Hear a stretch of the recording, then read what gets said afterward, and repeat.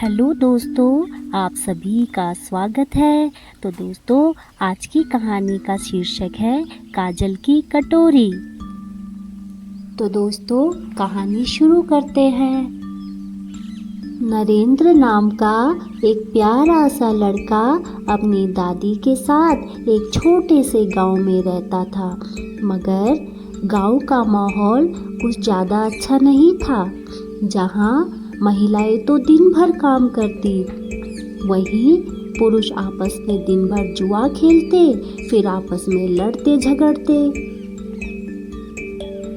गांव में भी अधिकतर लोग अपने आस पड़ोस में लड़ाइयाँ किया करते।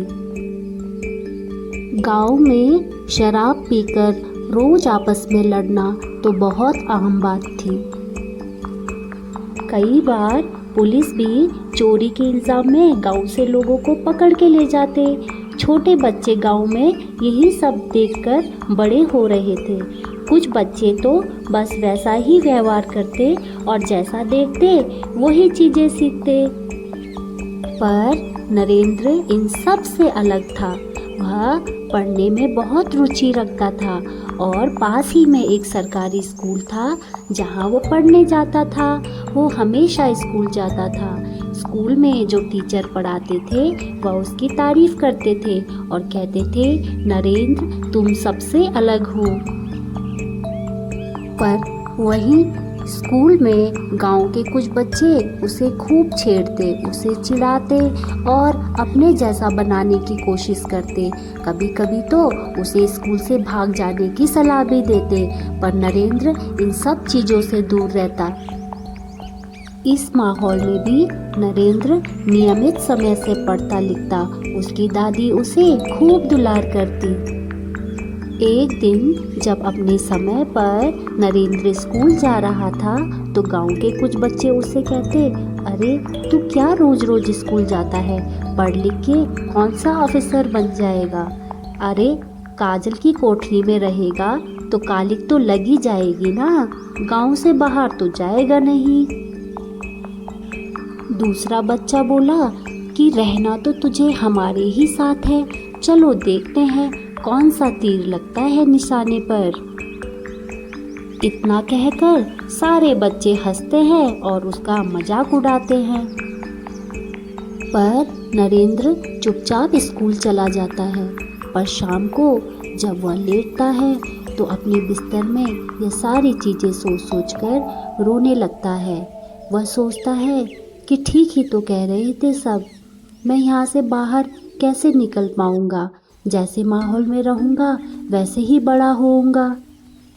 दादी दरवाजे पर खड़ी थी और उसे रोता हुआ देख वह बहुत दुखी हुई।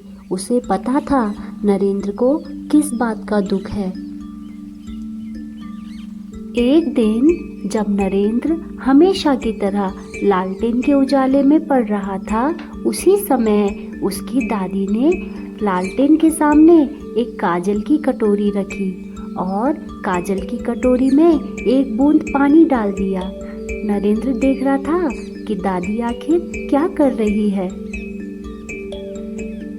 नरेंद्र ने देखा कि दादी ने काजल की कटोरी में जो पानी की बूंद डाली थी वह काजल की वजह से काली नहीं बल्कि लालटेन के उजाले से हीरे की तरह चमक रही थी।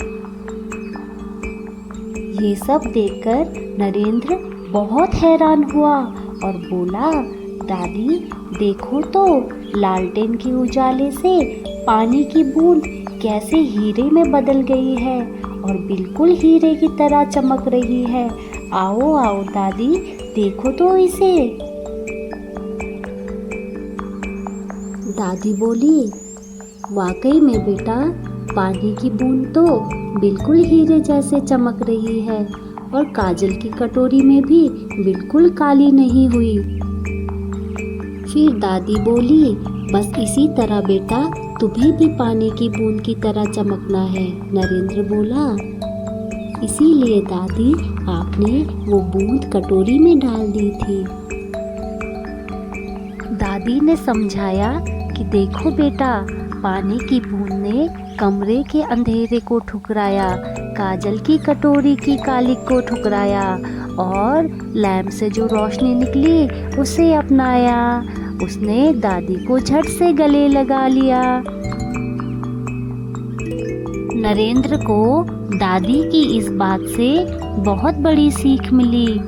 और फिर क्या था, बुरे माहौल में रहकर भी उसने अच्छाइयों को अपनाया और उसे अपने स्कूल में कई बार स्कॉलरशिप देकर सम्मानित किया गया। उसके हुनर को देखते हुए सरकार ने उसका दाखिला शहर के एक बहुत अच्छे स्कूल में कराया ताकि वह अपनी पढ़ाई और अच्छे से कर सके और जीवन में आगे बढ़े। तो दोस्तों, इस कहानी से हमें यह सीख मिलती है कि बुरे माहौल में भी यदि हम सकारात्मक सोच रखें और हमारे इरादे बुलंद हो तो हम हर परिस्थितियों से अच्छाइयाँ ग्रहण कर सकते हैं। उम्मीद है आप सबको मेरी ये कहानी पसंद आई हो। Thank you.